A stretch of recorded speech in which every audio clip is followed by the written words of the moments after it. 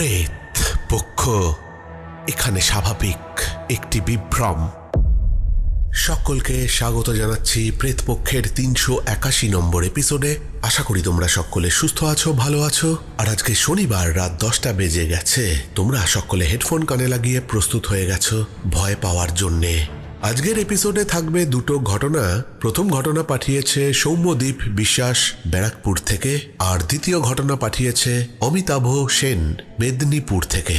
দুটো ঘটনাই হতে চলেছে জমজমাট, তাই এক ফোঁটাও দেরি না করে চলে যাচ্ছি আজকের প্রেতপক্ষের ৩৮১ নম্বর এপিসোডের প্রথম ঘটনায়। নমস্কার রাজদা, আমি সৌম্যদীপ বিশ্বাস। কর্মসূত্রে এখন ব্যারাকপুরে থাকি, কিন্তু এই কাজে যোগ দেওয়ার আগে থাকতাম পশ্চিমবঙ্গের কোনো এক গ্রামে। সঙ্গত কারণে গ্রামের নাম উল্লেখ করছি না। ঘটনা বলার সুবিধার্থে গ্রামের নাম দিলাম বড়ডাঙ্গা। নদী আর ধানক্ষেতের মাঝে চাপা পড়ে থাকা একটা সাধারণ গ্রাম আমাদের, নাম বড়ডাঙ্গা। শহরের সঙ্গে যোগাযোগ বলতে দিনে দুটো বাস। আমাদের গ্রামের উত্তরে, বলতে গেলে গ্রামের শেষ প্রান্ত পেরোলেই শুরু হয় একটা জায়গা, লোকেরা যাকে বলে শালডিহির বন। আসলে জায়গাটা পুরোপুরি জঙ্গল নয়, আধা জঙ্গল আধা জলাভূমি। কোথাও শুকনো মাটি, কোথাও হাঁটু সমান কাদা, কোথাও আবার গভীর কালো জল। বছরের বেশিরভাগ সময় সেখানে কুয়াশা লেগে থাকে। সেখানকার গাছগুলো কেমন যেন অস্বাভাবিক, লম্বা রোগা, আর গাছের মাথাগুলো সবসময় নিচের দিকে ঝুঁকে থাকে, যেন কিছু দেখার চেষ্টা করছে। বড়রা ওই জায়গাটাকে এড়িয়ে চলে, আর বুঝতেই পারছো ছোটদের সেই জায়গায় যাওয়া একেবারে মানা। আমিও ছোটবেলা থেকে শুনে আসছি শালডিহির ভেতরে সন্ধ্যের পর কেউ ঢোকে না। ওখানে নাকি কিছু একটা আছে, কেউ ডাকে, সেই ডাকে সাড়া দিলে মহা বিপদ। কিন্তু সমস্যা হলো, মানুষ যত নিষেধ শোনে ততই কৌতূহল বাড়ে। আমি তখন ইন্টারমিডিয়েট পাশ করেছি। পরীক্ষা শেষ, হাতে অফুরন্ত সময়। মাথার ভেতর শুধু এদিক ওদিক ঘুরে বেড়াবো, ভব ঘুরে ভাব আর কি। সেই দিন দুপুরে আমি বারান্দায় বসে গল্পের বই পড়ছিলাম। হঠাৎ শুনলাম ট্রিং ট্রিং সাইকেলের ঘন্টি। মুখ বাড়িয়ে দেখি প্রবীর দা দাঁড়িয়ে আছে। প্রবীর দা আমাদের গ্রামেরই ছেলে। বয়সে আমার থেকে প্রায় ৭-৮ বছরের বড় তো হবেই। কাজকর্ম বিশেষ করে না, তবে সাহসী, এই সুনামটা তার আছে। গ্রামের অনেক ঝামেলাই সে মেটায়। সাইকেলের কেরিয়ারে একটা বড় কাপড়ের ব্যাগ বাঁধা। আমাকে দেখেই বলল, এই সৌম্য, নাম একবার দরকার আছে। চটিটা গলিয়ে তার কাছে গিয়ে দাঁড়ালাম আর বললাম, কি ব্যাপার দাদা? প্রবীরদা একটু হাসলো আর বলল, যাবি আমার সঙ্গে? শালডিহির দিকে যাব। শুনেই বুকের ভেতরটা কেমন ধক করে উঠল। আমি বললাম, কেন গো, ওই দিকে কেন? প্রবীরদা তার সাইকেলের কেরিয়ারে বাঁধা সেই ব্যাগটা দেখিয়ে বলল, জাল এনেছি। ওখানে আজ সকাল থেকে অনেক পরিযায়ী পাখি নেমেছে। দু একটা ধরতে পারলে সন্ধ্যায় রানুদের ছাদে আড্ডাটা জমে যাবে। আমি কিছুক্ষণ চুপ করে রইলাম আর বললাম, ওই জায়গাটা ভালো না দাদা, সবাই তো বলে ওখানে না যেতে। প্রবীরদা কথাটা উড়িয়ে দিল, বলল, আরে ধুর, যত সব গাঁয়ের কথা। পাখি না ধরলে বুঝবি কি করে পাখি ধরায় কি মজা? আমার মাথার ভেতর তখন দুটো জিনিস লড়াই করছিল, এক হচ্ছে ভয় আর এক কৌতূহল। শেষ পর্যন্ত কৌতূহলই জিতল, তাই প্রবীরদার সাইকেলের পেছনে উঠে বসলাম। গ্রাম ছাড়াতে আধ ঘন্টা লেগে গেল। যত এগোচ্ছিলাম তত চারপাশ ফাঁকা হয়ে আসছিল, ধান ক্ষেতের জায়গা, ঝোপঝাড়। তারপর হঠাৎ করেই দেখতে পেলাম শালডিহির সেই ঝুঁকে থাকা গাছগুলো। একটা জায়গায় প্রবীরদা সাইকেল দাঁড় করিয়ে বলল, এখানেই নাম, ভেতরে সাইকেল নিয়ে যাব না। আমরা হাঁটতে শুরু করলাম। ভেতরে ঢুকতেই বুঝলাম বাইরের আলো এখানে পৌঁছয় না ঠিকভাবে। গাছের মাথাগুলো এমনভাবে জড়িয়ে আছে যেন ছাতা। পাখির ডাক আছে, কিন্তু ডাকগুলো কেমন যেন অনেক দূর থেকে আসছে মনে হচ্ছে। আমি বললাম, প্রবীরদা, বাজার থেকে মুরগি কিনে নিলেই তো ভালো হতো। প্রবীরদা হাসলো আর বলল, ভয় পেয়েছিস? কেন এলি তাহলে? আমি আর কিছু বললাম না। হাঁটতে হাঁটতে হঠাৎ সেই বিশাল জলাভূমির কাছে এসে পড়লাম। কালচে জল, মাঝে মাঝে গাছের শুকনো গুড়ি বেরিয়ে আছে। আর সত্যি সেখানে অনেক পাখি এসেছে। সাদা ধূসর কিছু লালচে। প্রবীরদা ফিস ফিস করে বলল, তুই এখানেই থাক, আমি সামনে যাই। আমি ঝোপের আড়ালে দাঁড়িয়ে পড়লাম। হঠাৎ আমার চোখে পড়ল জলের উপর দিয়ে খুব হালকা কুয়াশার মতো কিছু একটা পাক খাচ্ছে। ধোঁয়া না কুয়াশা বুঝতে পারলাম না। প্রবীরদা ধীরে ধীরে এগোচ্ছে, আর আশ্চর্যভাবে পাখিগুলো ধীরে ধীরে ভেতরের দিকে সরে যাচ্ছে। দৃশ্যটা খুবই অদ্ভুত লাগছে দেখতে, কিন্তু আমি সেই ঝোপের আড়ালে চুপচাপ দাঁড়িয়ে দেখছি। হঠাৎ একটা সময় এলো, সব কটা পাখি একসঙ্গে চেঁচিয়ে উঠল। সে কি অদ্ভুত দৃশ্য! একটা বিকট শব্দ। প্রবীরদা দাঁড়িয়ে গেল। আমি দেখলাম ওর পা যেন নড়ছে না। তারপরেই দেখতে পেলাম সে আমার দিকে তাকিয়ে কিছু একটা বলার চেষ্টা করলো, কিন্তু গলা দিয়ে কোনো শব্দ বের হলো না। তারপর আমি দেখলাম তার পায়ের নিচের মাটিটা হালকা কাঁপছে। শক্ত মাটি নয়, কাদা মাটি।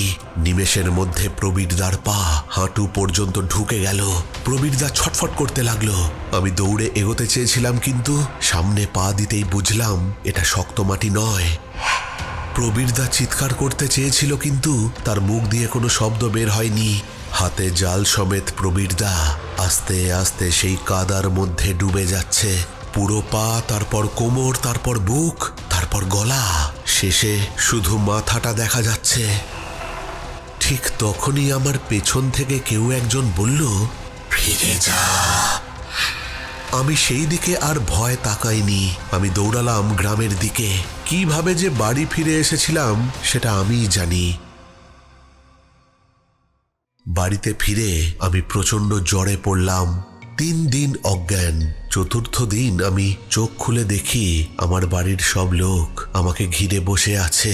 আমি সকলকে বললাম, প্রবীরদা, প্রবীরদা কোথায়? আমার বাড়ির লোকেরা আমাকে বলল, আরে প্রবীরদা, 3 দিন জ্ঞান ফেরেনি তোর? তুই কি পাগল হলি? আর হঠাৎ প্রবীরদার কথা বলছিস কেন? ও তো শহরে গেছে কাজ খুঁজতে। কিন্তু আমি তো জানি প্রবীরদা আমার সাথে শালডিহির জলাভূমিতে গিয়েছিল পাখি ধরতে। সুস্থ হয়ে আমি প্রবীরদার বাড়িতে গেলে তার বাবা মাও আমাকে জানায় যে প্রবীরদা তো শহরে গেছে, সেখানে নাকি সে একটা ছোটখাটো কাজের সন্ধান পেয়েছে। আমি তো শুনে অবাক হয়ে গেলাম। আমি যে কি বলবো বুঝতেই পারলাম না। তারপর অনেক ভেবে আমি বললাম, আসলে প্রবীরদা তো আমার সাথে ওই শালডিহির জলাভূমিতে পাখি ধরতে গিয়েছিল সেই দিন। তারপরেই আমি জিজ্ঞাসা করলাম, আচ্ছা প্রবীরদার সাইকেলটা কোথায়? প্রবীরদার মা বললেন, ও তো সাইকেল বাস স্ট্যান্ডের সাইকেল স্ট্যান্ডে রেখে বাসে করে শহর গেছে। কিন্তু আমার তো মনে আছে প্রবীরদার সাইকেল শালডিহির জঙ্গলের বাইরে দাঁড় করানো রয়েছে। কিন্তু সেই সাইকেল আমি আর খুঁজে পাইনি। সকালবেলা গিয়েছিলাম সেই শালডিহির দিকে। সেই দিন রাতে ঘরে শুয়ে রয়েছি, বাইরে বেশ ঠান্ডা। হঠাৎ বাইরে কিছু পাখির শব্দ পাচ্ছি মনে হচ্ছে। এত রাতে পাখি কোথা থেকে আসবে? জানলায় গিয়ে দাঁড়াতে আমি দেখতে পাই প্রবীরদা আমার জানলার বাইরে দাঁড়িয়ে রয়েছে। তার হাতে বেশ কয়েকটা পাখি, তারাই সেই শব্দ করছে। সে আমাকে ডাকছে, এই সৌম্য, আয়, আয় না, একবার আয়। আমি তখন তাকে বলি, আরে প্রবীরদা, তুমি কখন এলে? প্রবীরদা বলল, আয় না, বাইরে আয়, সব বলছি। আমি বললাম, না না, আমি পরে যাব, তুমি এখন বাড়ি যাও, তোমার বাড়ির লোকেরা সব চিন্তা করছে। তারপর প্রবীরদা অন্ধকারের মধ্যে অদৃশ্য হয়ে যায়। এরপর যা ঘটেছিল সেটা ঠিক এই রকম। পরের দিন সকালে প্রবীরদার বাড়িতে গিয়ে খোঁজ নিতে আমি জানতে পারি প্রবীরদা রাতে বাড়ি ফেরেনি। আমার অন্তরাত্মা আমাকে বলছিল যে আমি যাকে রাতে দেখেছি সেটা প্রবীরদা নয়, প্রবীরদার অতৃপ্ত প্রেতাত্মা। কিন্তু এই সব কথা বললে কেউ কি আমায় বিশ্বাস করবে? আমি তো কিছুই বুঝতে পারছি না যে প্রবীরদা যদি মারা গিয়ে থাকে তাহলে কাল রাতে আমি তাকে দেখলাম কিভাবে। শহরে গিয়ে প্রবীরদাকে খোঁজাখুঁজি করার পরেও তাকে পাওয়া যায়নি। প্রবীরদার লাশও কেউ খুঁজে পায়নি। প্রবীরদার সাইকেলও সেই বাস স্ট্যান্ডের পাশের সাইকেল স্ট্যান্ডেও পাওয়া যায়নি। অদ্ভুতভাবে প্রবীরদা উধাও হয়ে গেল, হয়তো সেই শালডিহির জলাভূমির মৃত্যু ফাঁদে।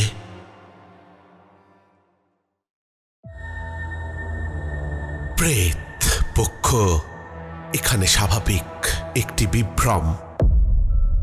অদ্ভুত একটা ঘটনা কিন্তু শুনলাম, কিন্তু একটা জিনিস জেনে অবাক হচ্ছি যে সৌম্য যখন সকলকে বলছিল যে প্রবীরদা তার সাথে শালডিহির জঙ্গলে গিয়েছিল, কেউ বিশ্বাস করেনি কেন?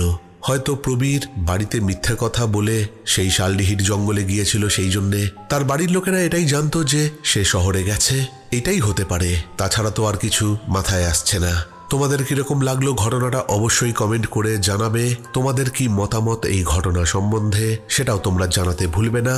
চলে যাবো আজকের দ্বিতীয় ঘটনায়। দ্বিতীয় ঘটনা পাঠিয়েছে অমিতাভ সেন মেদিনীপুর থেকে। এক ফোঁটাও দেরি না করে চলে যাচ্ছি আজকের প্রেতপক্ষের 381 নম্বর এপিসোডের দ্বিতীয় ঘটনায়। এই ঘটনাটা আমার জীবনের এমন একটা অভিজ্ঞতা যেটা আজও ভাবলে গা শিউরে ওঠে। আমি খুব একটা ভৌতিক গল্পে বিশ্বাস করতাম না। গ্রামে গঞ্জে লোকেদের মুখে শোনা গল্পগুলোকে সবসময় অতিরঞ্জিত মনে হতো, কিন্তু সেই এক রাত আমার সমস্ত ধারণা বদলে দিয়েছিল। আমার নাম অমিতাভ সেন, কলকাতায় থাকি, একটা বেসরকারি অফিসে চাকরি করি। আমার স্ত্রী মিতা। আমাদের বিয়ে হয়েছে প্রায় 3 বছর। মিতার বাপের বাড়ি বর্ধমান জেলার এক প্রত্যন্ত গ্রামে। শান্ত নিরিবিলি, চারিদিকে ধানক্ষেত, পুকুর আর কিছু কাঁচা পাকা বাড়ি। মিতার এক ছোট ভাই রয়েছে, আমার শালা, যার নাম রানা। সে গ্রামের কাছেই আরেকটু ভেতর দিকে থাকে। আমার শ্বশুর বাড়ি থেকে 3 কিলোমিটার দূরে একটু নির্জন জায়গায়, চারিদিকে গাছপালা, একটা বড় পুকুর আর তার পাশেই পুরনো একটা দোতলা বাড়ি। সেই বাড়িটাই রানা খুব স্বল্প মূল্যে পেয়ে যাওয়ায় সেটা সে কিনে নেয়।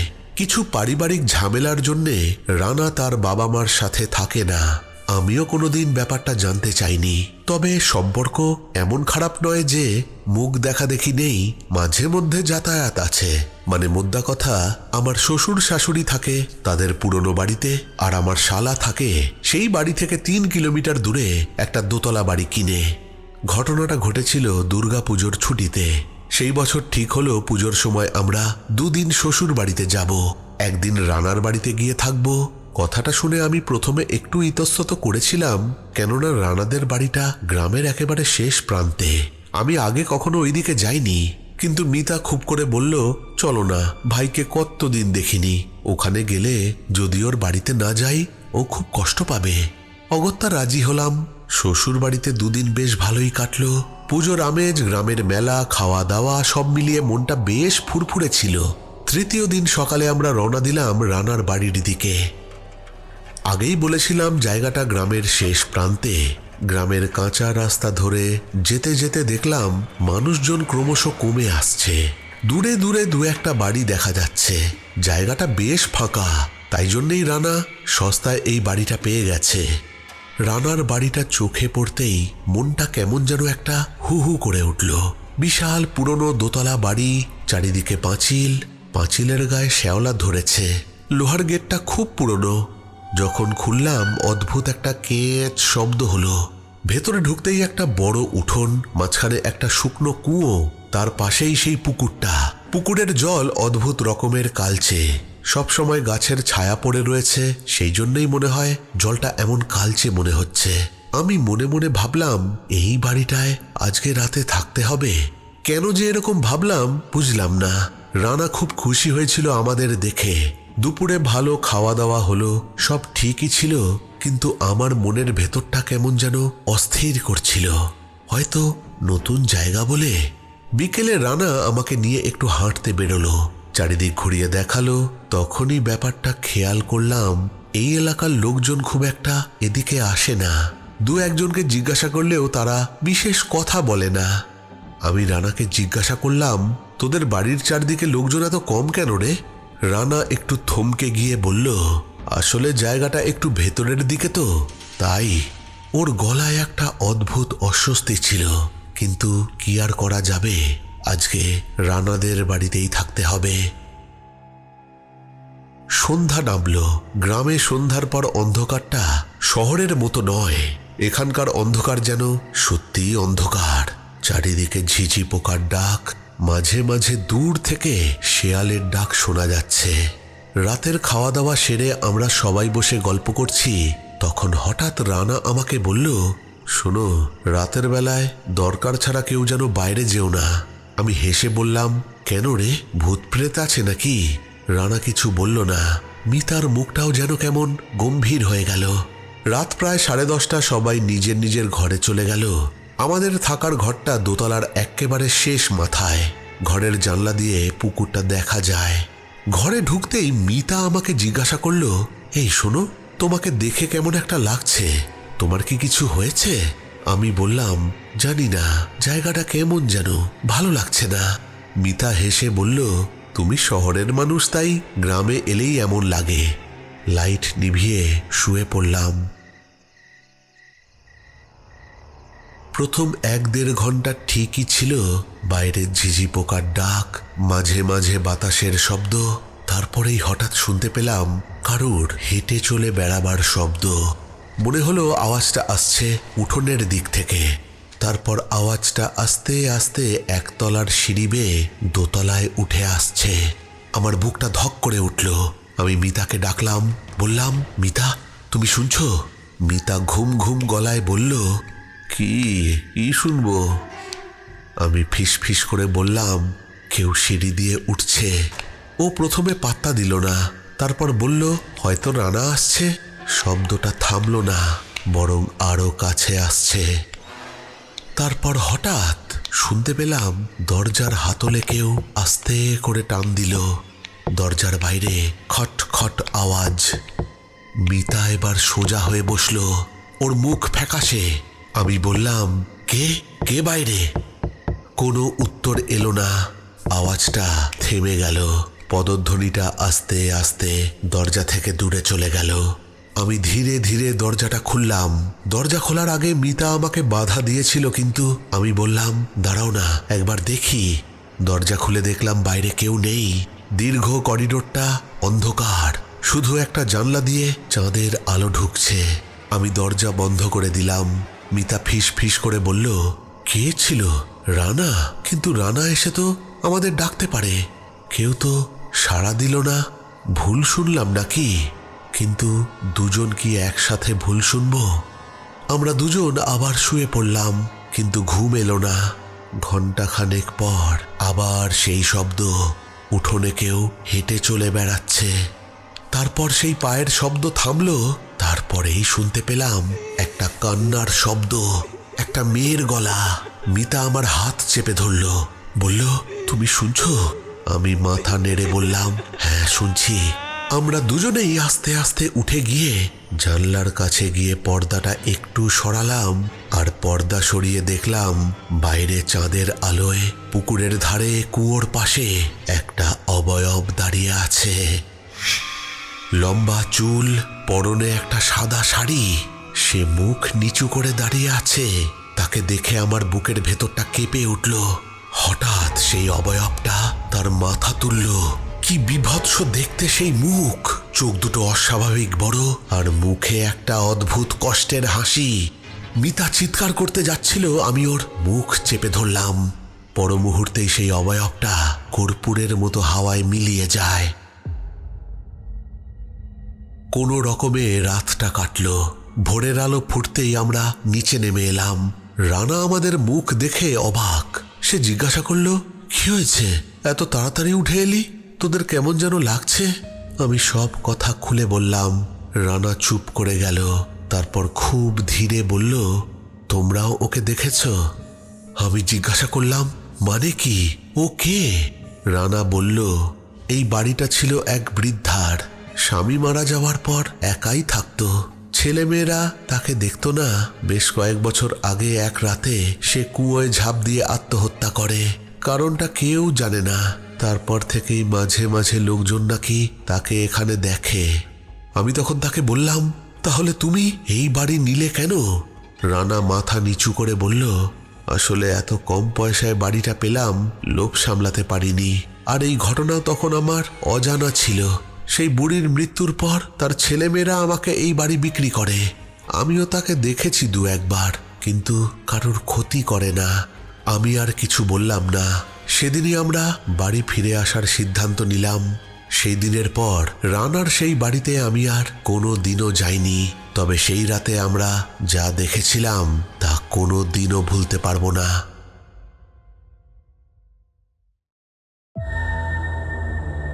প্রেত পক্ষ এখানে স্বাভাবিক একটি বিভ্রম। অদ্ভুত একটা ঘটনা কিন্তু শুনলাম আমরা। অমিতাভ আমাদেরকে পাঠিয়েছে, নিজেরই এক্সপিরিয়েন্স সে শেয়ার করেছে আমাদের এই ঘটনার মাধ্যমে। আমার তো ঘটনাটা বেশ ভালো লেগেছে। একটু গ্রামের দিকের ভৌতিক ঘটনা শুনতে কিন্তু বেশ ভালো লাগে। চলে এসেছি একেবারে এপিসোডের শেষে, চলে যাব একটু শাউট আউটের দিকে। কমেন্ট করেছে বিজয় দিয়া। ইয়াসিন শেখ লিখেছে, খুব সুন্দর দাদা, এত সুন্দর ঘটনা, সত্যি খুব ভালো লাগলো, এই প্রথমবার শুনলাম, খুব সুন্দর এই গল্পগুলো। কমেন্ট করেছে সৌম্যজিৎ দাস। আয়েশা ভট্টাচার্য লিখেছে, তোমার ভয়েস খুব ভালো, ভালো থেকো দাদা। কমেন্ট করেছে বাবাই দাস, কাকলি পাত্র, পাপন রয়, আকাশ রয়, গীতা গোস্বামী, চুমকি ঘোষ আর একলা পথের পথিক রে ভাই। এই সব কটা কমেন্টই এসছিল দাড়ি কাটার খুঁড়ে গলা কেটে অপঘাতে মৃত্যুর পর প্রেতপক্ষের 379 নম্বর এপিসোডকে উদ্দেশ্য করে। তাহলে আজকের মতো এখানেই শেষ করছি। ফিরে আসবো পরের সপ্তাহে নতুন কোনো ঘটনা নিয়ে। ততক্ষণের জন্য তোমরা সকলে ভালো থেকো। Love you all. টাটা।